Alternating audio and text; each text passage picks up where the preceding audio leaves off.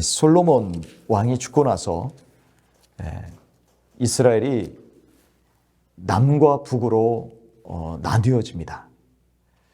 북쪽 이스라엘과 남쪽의 유다, 이렇게 나라가 나뉘어지게 되죠. 북쪽 이스라엘은 이스라엘의 10지파, 그 왕은 여로보암이 왕이 되고요. 그 다음에 남쪽은 유다 지파, 한 지파지만 나중에 이제 베냐민 지파가 같이 합세를 하게 됩니다. 그래서 남쪽의 유다에는 다윗의 후손인 왕들이 계속 왕위를 이어가게 됩니다. 그런데 열왕기상, 열왕기하를 보면 그래도 남쪽 유다에서는 경건하고 선한 왕들이 있었습니다. 그런데 북쪽 이스라엘에는 그런 왕이 하나도 없습니다. 그래서 허구한 날 반역이 일어나고 왕이 쫓겨가고 왕조가 단명하게 되는 이런 일들이 벌어지게 되는 것이죠. 이 오므리 왕조가 들어서고 오므리라는 사람이 장군이었는데요. 그 왕이 죽고 나자 아합이라는 사람이 왕이 됩니다. 근데 성경의 기록에 보면 아합이란 왕이 더 나쁜 왕이었다라고 기록되어 있습니다. 왜냐하면 그 왕은 아내도 시돈 사람 엣바알의 딸 이세벨을 아내로 맞이했거든요. 그러니까 이 이방인과 결혼했는데 더욱이나 바알을 섬기는, 우상을 섬기는 그런 아내를 얻고서 더 우상 숭배가 심했던 것으로 보입니다. 그래서 이스라엘 역사상 왕들이 다 경건하지 않고 우상을 섬기는 왕들이었지만, 그러나 그 중에서도 가장 우상을 극심하게 섬겼던 왕이 누구냐면 바로 이 아합 왕이었다라는 것입니다. 그런데 하나님은 참 이러한 가장 영적으로 어두운 시대에 지도자도 우상 숭배하고, 그러면 백성들도 마찬가지죠. 뭐 보니까는 바알의 산당을 만들고 거기에다가 뭐 바알의 제단을 또 쌓고 또 아세라상을 만들고, 자, 나라의 지도자가 이러니까 백성들도 아마 그렇게 살았을 것입니다. 그런데 가장 영적으로 어두운 시대에 이러한 이스라엘 백성에 하나님께서는 어떤 선지자를 보내시냐면 엘리야를 보내십니다. 아합이 뭐라고 얘기합니까? 우리 한번 17절 한번 같이 보실까요?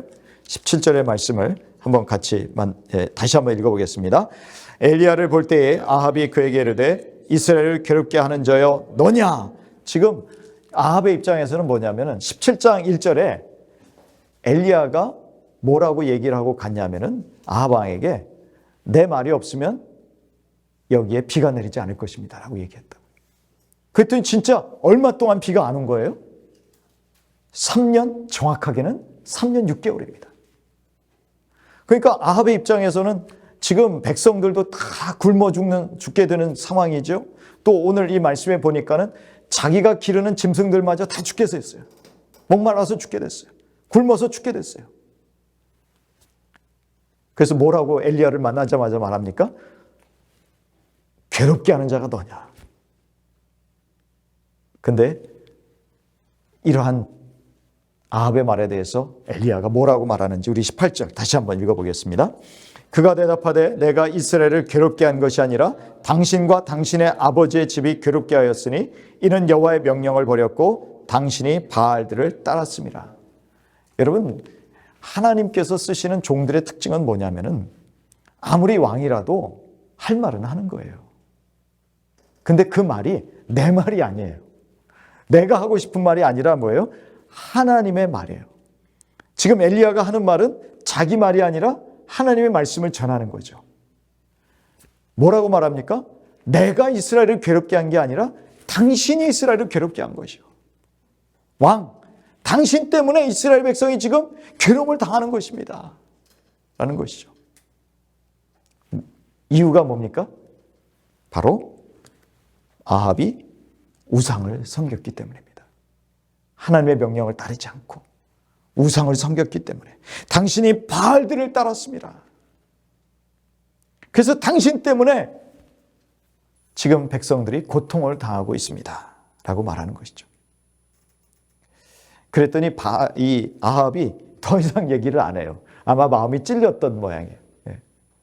그런데 참 우리가 말씀이 우리에게 떨어지잖아요. 그러면 그 말씀이 떨어질 때에 어떠한 자세를 가져야 참 하나님이 기뻐하시느냐 하면은 다윗과 같은 자세를 가져야 하나님이 기뻐하십니다. 다윗은 선지자가 당신이 바로 그 사람이요. 당신이 그 바로 악독한 사람이요. 당신이 그 바로 범죄자요. 남의 것을 뺏어다가 손님을 대접한 사람이요. 그랬을 때 다윗의 반응이 뭐예요? 바로 하나님 앞에 회개한 거였어요. 아, 내가 잘못했구나. 이스라엘 백성들이 그 예수님 승천하시고 난 다음에 이제 베드로라든지 그 11사도들이죠. 그 사도들이 또 이제 한 명이 더 추가가 돼서 물론 12명이 됐습니다만 이 사도들이 성령의 충만함을 받고 열심히 전도를 했어요. 하나님 말씀을 전했습니다. 복음을 전했습니다. 근데 우리 베드로 같은 경우에는 한 번 설교하니까 3,000명이 돌아오기도 하고 5,000명이 돌아왔어요. 그 사람들이 하나님 말씀을 들을 때에 어떤 반응을 보이냐면 마음에 찔려서 어찌할꼬라는 반응을 보입니다. 그랬을 때 베드로가 뭐예요? 예수 그리스도를 믿고 회개하고 죄사함을 받으라. 세례를 받으라. 여러분, 이게 부흥의 시대에 나타나는 현상들입니다.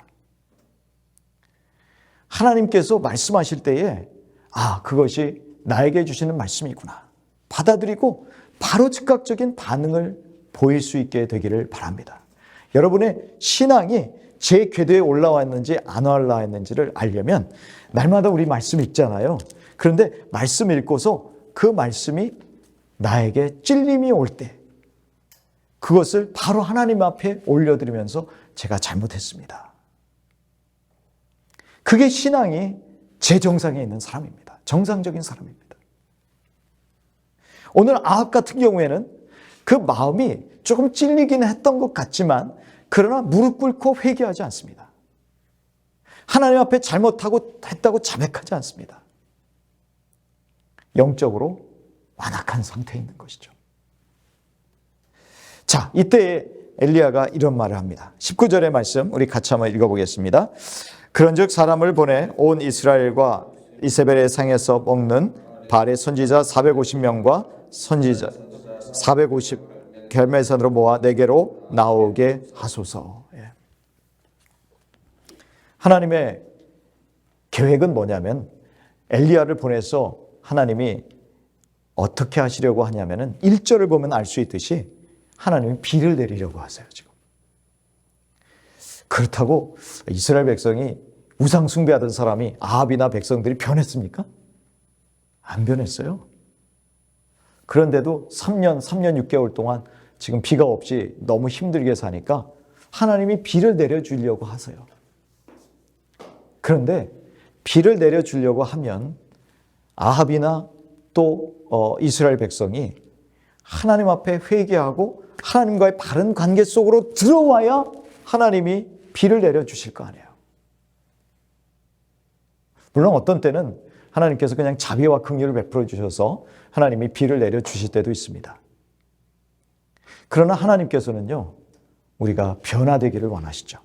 회개하기를 원하시죠. 하나님과의 어그러진 관계가, 깨어진 관계가 다시 화합하기를 원하십니다.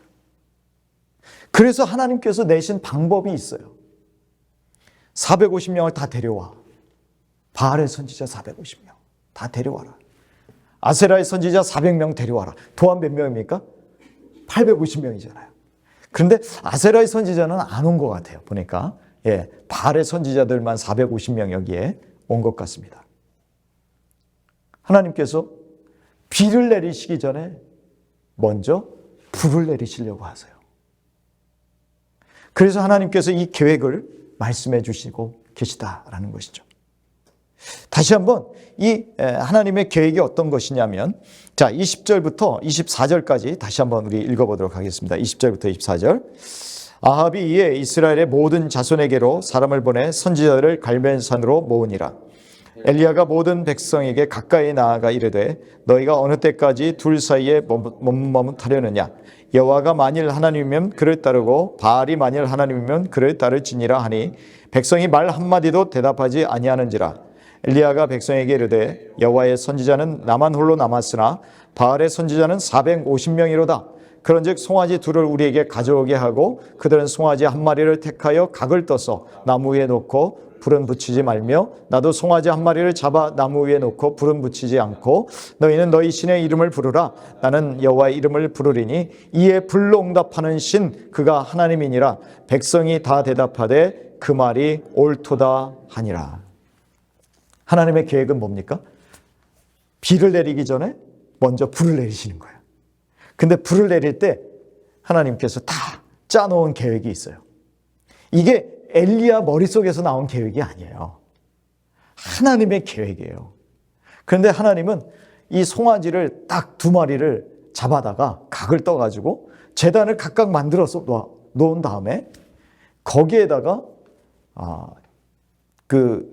불을 떼는 게 아니라 하늘에서 불이 내려와서 태우면 그게 진짜 하나님이다. 누가 참 신인지 누가 참 하나님인지 먼저 증명부터 해보자라는 것을 말씀하고 계신 것이죠. 자, 그랬더니 이 계획을 다들 좋다고 한 거예요. 이스라엘 백성들이 얼마나 지금 영적으로 조금 어두운 상황에 있었느냐 하면 아까 우리가 금방 읽었습니다만 21절에 여호와가 만일 하나님이면 그를 따르고 바알이 만일 하나님이면 그를 따를지니라 하니 백성이 말 한마디도 대답하지 아니하는지라. 왜 말 한마디도 대답하지 않았을까요? 그 많은 백성들 중에서 맞습니다. 우리 하나님이 참 하나님이십니다. 이런 사람이 한 사람도 없었다는 거예요.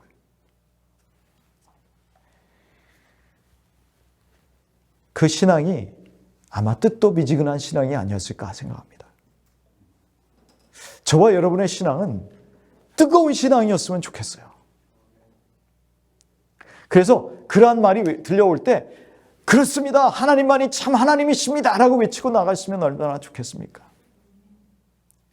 우리 요한계시록 3장 16절 한번 찾아볼까요? 요한계시록 3장 16절. 자, 요한계시록 3장 16절 같이 읽겠습니다. 네가 이같이 미지근하여 뜨겁지도 아니하고 차지도 아니하니 내 입에서 너를 토하여 버리리라. 무섭은 말씀이죠. 근데 지금 이스라엘 백성이 어떤 상태입니까? 바로 그 상태라. 하나님도 바알도. 그러니까 아예 그냥 바알을 섬기는 것도 아니고 하나님을 뜨겁게 섬기는 것도 아니고 그 둘 사이에서 머뭇머뭇거리는 거예요. 그것은 하나님을 섬기는 것도 아닙니다. 그래서 오늘 예수님이 말씀하시는 거죠. 내가 너희를 토하여 내치리라. 하나님 싫어하십니다. 양다리 걸치는 거 싫어하세요.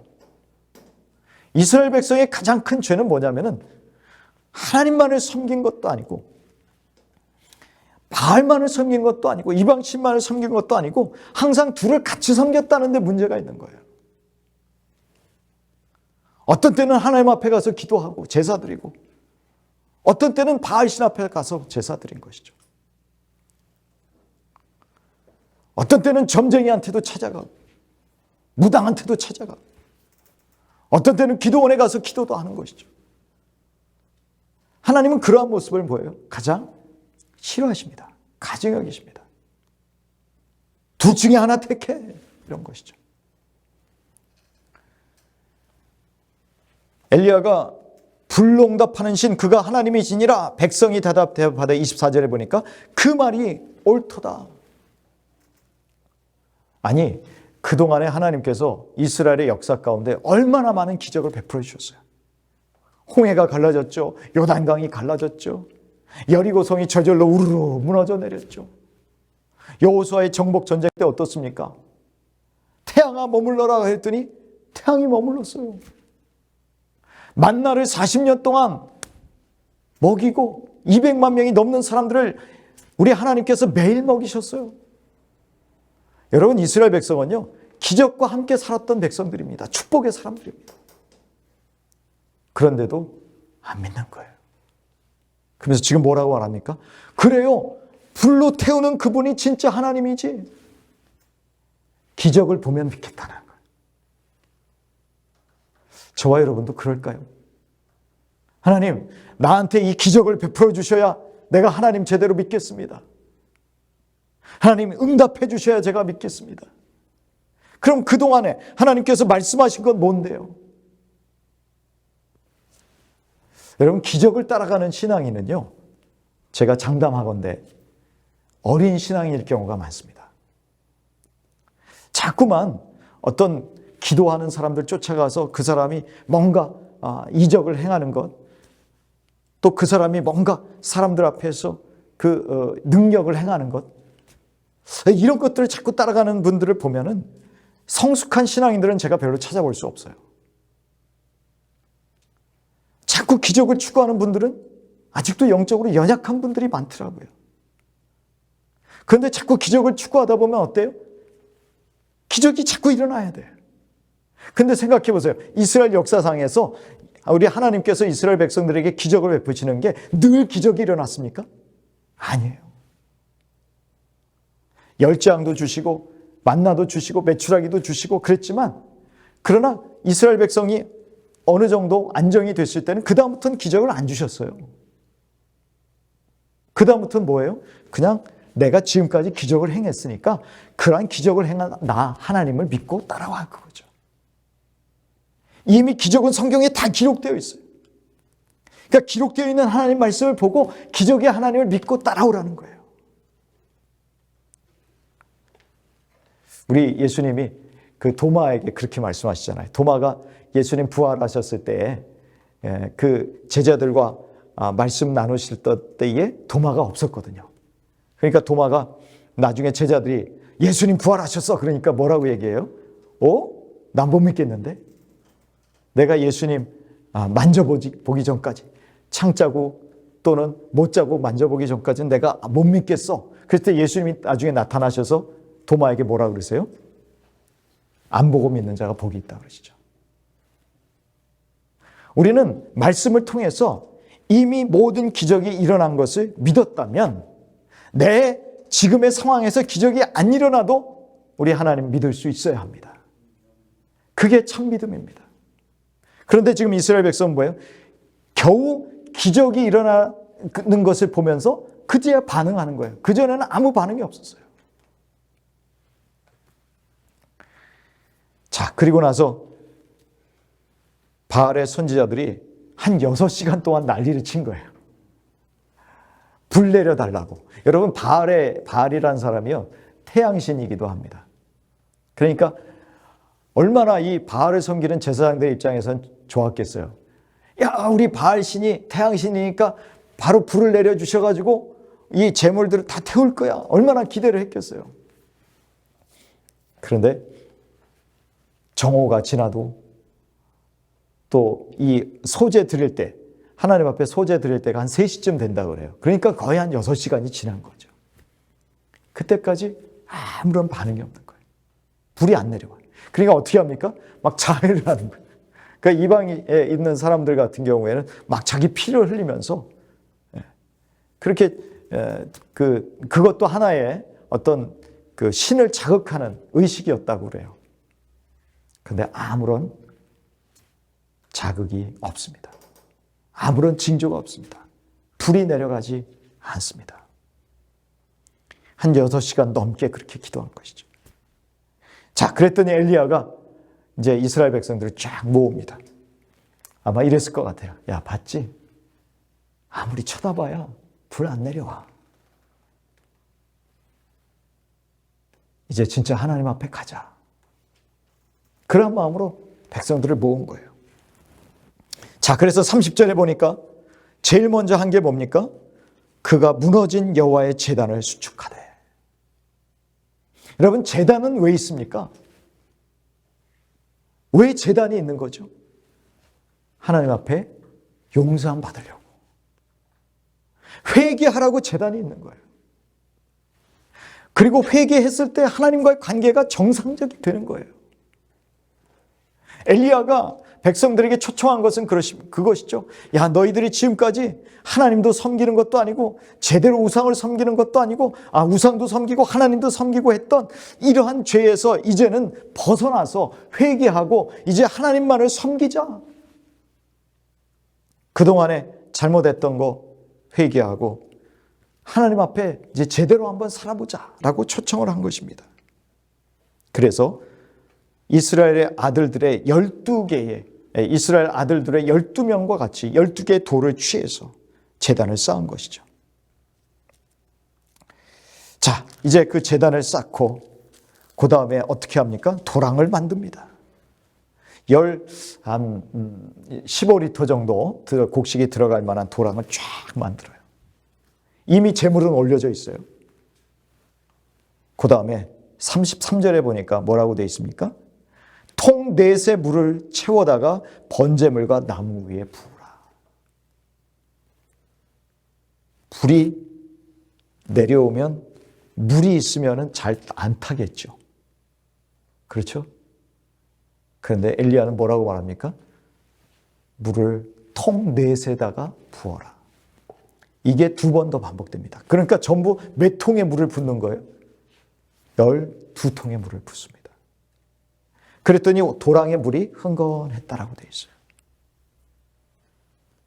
당시에는요, 이 사수를 쓰는 이런 사람들이, 이방을 섬기는 사람들이 일부러 마치 하늘에서 불이 내려온 것처럼 만들려고 일부러 밑에다가 불을 붙이는 그런 일들을 했다 그래요. 그래서 오늘도 말씀해 보니까 엘리야가 이 이방 선지자들에게 뭐라 그러냐면, 바알의 선지자들에게 불 붙이지 마 그런다고요. 불 붙이지 마. 진짜 하늘에서 불이 내려오는 걸로 우리 승부 짓자라는 거예요. 근데 엘리야는 지금 바짝 마르게 해도 모자랄 판에 물을 갖다가 12통을 부었습니다. 자신 있는 거죠. 여러분, 이게 엘리야의 아이디어였을까요? 아닙니다. 물을 붓는 것도 하나님의 아이디어였어요. 그러니까 지금도 엘리야는 하나님의 말씀을 들으면서 행하고 있다는 거예요. 하나님과 동행하고 있다는 것입니다. 그러면서 하나님 앞에 기도합니다. 우리 하나님께 기도하는 장면을 다시 한번 읽어볼까요? 자, 우리 36절 말씀 같이 한번 읽어보겠습니다. 저녁 소재 드릴 때에 이르러 선지자 엘리야가 나아가서 말하되, 아브라함과 이삭과 이스라엘의 하나님 여호와여, 주께서 이스라엘 중에서 하나님이신 것과 내가 주의 종인 것과 내가 주의 말씀대로 이 모든 일을 행하는 것을 오늘 알게 하옵소서. 먼저 하나님이 어떤 분이냐면 아브라함과 이삭과 야곱의 하나님이에요. 이 말은 뭐냐면 하나님은 지금도 살아계신 하나님입니다. 여러분, 하나님은 지금도 살아계십니다. 우리가 지금도 하나님 앞에 기도할 때 예수님은, 성령님은 우리의 기도를 들으세요. 그리고 그 기도를 어떻게 해요? 하나님께 올려드리세요. 예수님은 지금도 내 옆에 계신 임마누엘의 하나님이십니다. 바로 엘리야는 하나님은 살아계신 하나님이시다 라고 선언하며 하나님 앞에 기도하는 것이죠. 그래서 주께서 이스라엘 중에서 하나님이신 것과, 바알이 하나님이 아니다, 아세라가 하나님이 아니다, 여호와만이 하나님이신 것을 알게 해주십시오. 그리고 내가 주의 말씀대로 이 모든 일을 행하는 것을 오늘 알게 하옵소서. 분명히 말하고 있죠. 지금 내가 내 마음대로 이 일을 하는 것이 아니라 내가 하나님의 종이 되어서 하나님의 뜻대로 지금 이 일들을 행하는 것을 알게 하여 주옵소서. 그러니까 말하자면 뭐예요? 지금 이 모든 일들이 하나님이 하신 일이라는 것을 백성들로 하여금 알게 하옵소서라는 것이죠. 엘리야의 기도는 뭐냐면은 하나님만이 여호와 하나님만이 진정한 하나님이시라는 것을 증명해 주십시오라는 겁니다. 다시 말하면 하나님의 영광만을 나타내 주십시오. 그렇게 기도하는 것이죠. 그러면서 37절에 간절히 기도합니다. 37절 다시 한번 읽어보겠습니다. 여호와여, 내가 응답하옵소서, 내게 응답하옵소서. 이 백성에게 주 여호와는 하나님이신 것과 주는 그들의 마음을 되돌이키심을 알게 하옵소서 하매. 응답하옵소서, 응답하옵소서. 간절히 기도하죠. 부르짖으며 기도했을 거예요. 엘리야가 과거에 한 부르짖으며 기도하면서 과부의 아들을 고쳤을 때에 그러한 부르짖는 기도가 여기서 나오는 것이죠. 그러면서 오늘 뒤에 뭐라고 되어 있습니까? 주는 그들의 마음을 되돌이키심을 알게 하옵소서. 하나님, 이 백성이 진짜 회개하게 하여 주십시오 라는 것이죠. 하나님께서 불을 내려 주실 때에 이 백성이 돌이킬 수 있습니다. 진짜 변화될 수 있습니다. 회개할 수 있습니다. 우리가 그 믿지 않는 우리 가족들을 보면서 사실 간절히 기도해야 될 제목이 이겁니다.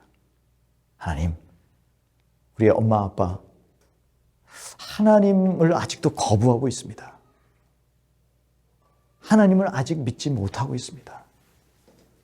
아니, 못하는 게 아니라 의도적으로 거부하고 있습니다. 하나님, 돌이키게 하여 주옵소서.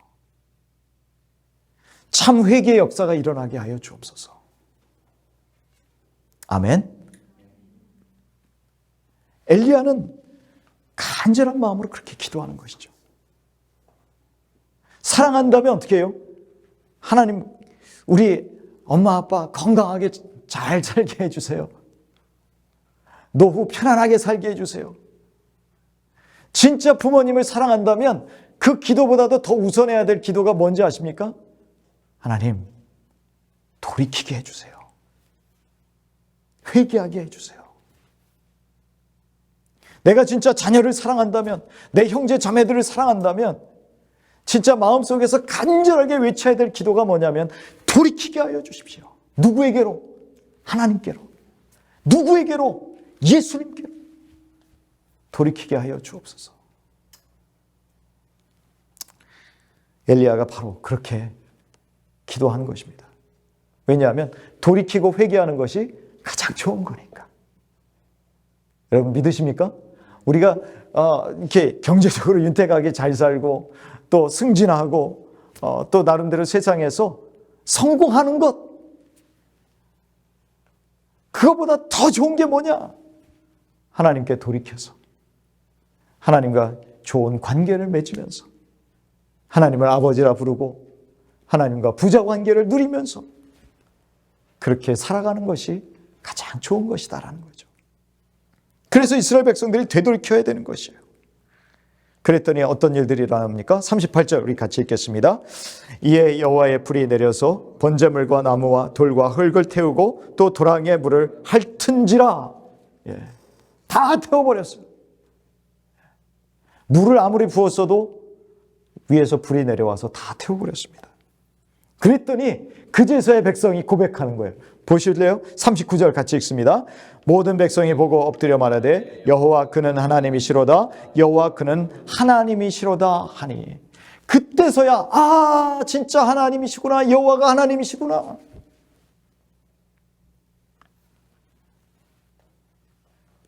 이들이 회개한 것입니다. 그렇죠? 그래서 회개에 합당한 열매를 맺어요. 그게 뭐냐면은 40절입니다. 우리 40절의 말씀 같이 있습니다. 엘리야가 그들에게 이르되 바알의 선지자를 잡되 그들 중 하나도 도망하지 못하게 하라 하매 곧 잡은지라. 엘리야가 그들을 기손 시내로 내려다가 거기서 죽이니라. 하나님께서는요, 이방 선지자들을 죽이라고 그러셨어요. 근데 지금까지는 뭐예요? 이방 선지자들을 안 죽이고 내버렸단 말이에요. 그런데 하나님이시구나 라는 것을 알고 이제는 하나님 앞에 돌아가면서 회개하면서 회개한 사람다운 삶을 사는 거예요. 그게 뭐예요? 내 주변에 있는 이방 신상, 이방을 섬기게 만들었던 선지자들을 죽이는 거예요. 없애는 거예요. 여러분 신명기 13장을 한번 같이 찾아보시겠습니까? 신명기 13장 12절부터 15절까지 같이 읽겠습니다.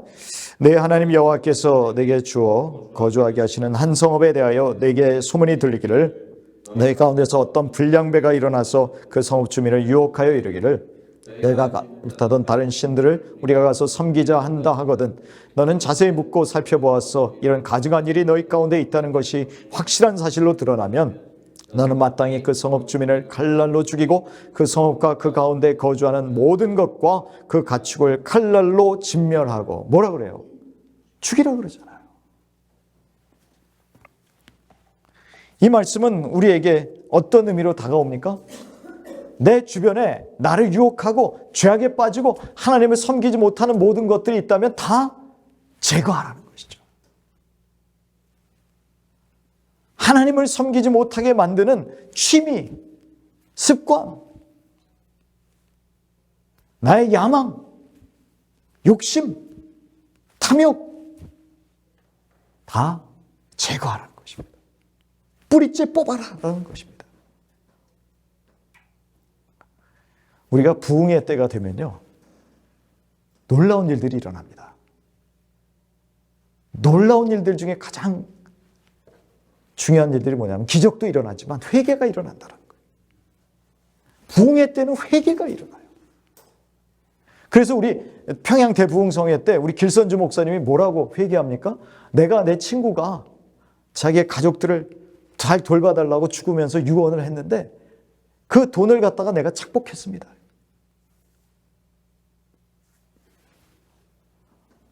컨닝하는 친구들이 이제 회개하기 시작하는 거예요. 아, 내가 시험 볼 때 컨닝했어요. 내가 치팅했어요. 회개하기 시작하는 거예요. 우리 지난번에 삭개오 사건을 살펴봤습니다만 내가 누군가의 것을 속여 빼앗은 일이 있었어요 라고 자기가 속여 빼앗은 것을 다시 돌려주는 일들이 일어나는 거예요.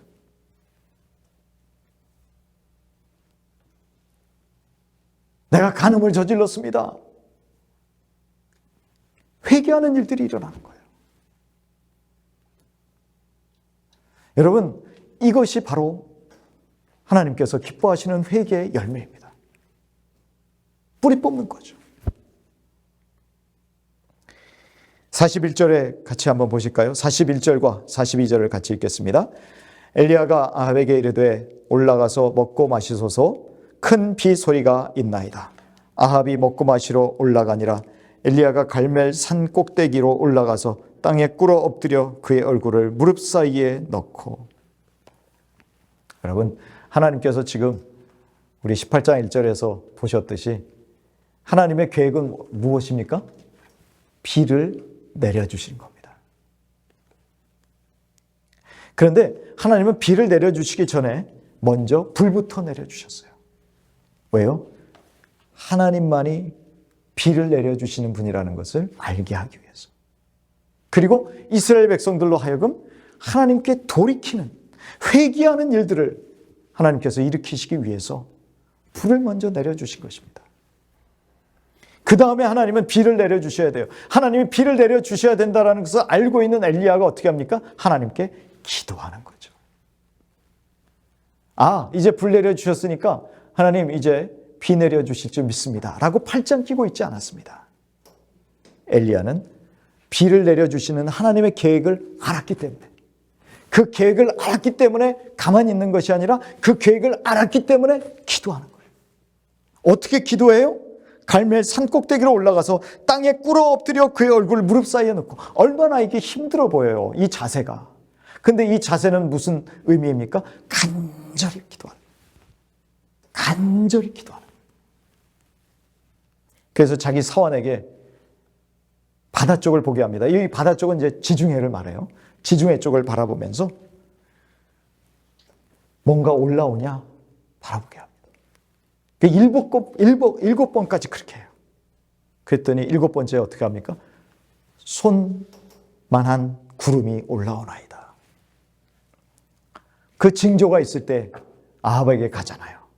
그래서 아합에게 뭐라고 말합니까? 44절에 보면 비에 막히지 아니하도록 마차를 갖추고 내려가소서 하라. 하나님께서 비를 내려주신다고 했을 때 저와 여러분이 가져야 될 자세는 뭐냐면요, 하나님 앞에 기도하는 것입니다. 아, 응답하셨어. 아, 그러니까 이제는 가만히 있어도 되겠지. 그게 아니라 하나님이 오히려 주신다고 약속했을 때 더 기도하실 수 있게 되기를 바랍니다. 그게 우리의 자세라는 것이죠. 하나님께서 능력으로 우리 엘리야에게 함께 하셔서 오히려 마차보다도 앞서갈 수 있게 하셨습니다. 여러분, 에스겔 36장 37절을 마지막으로 우리 같이 한번 찾아보겠습니다.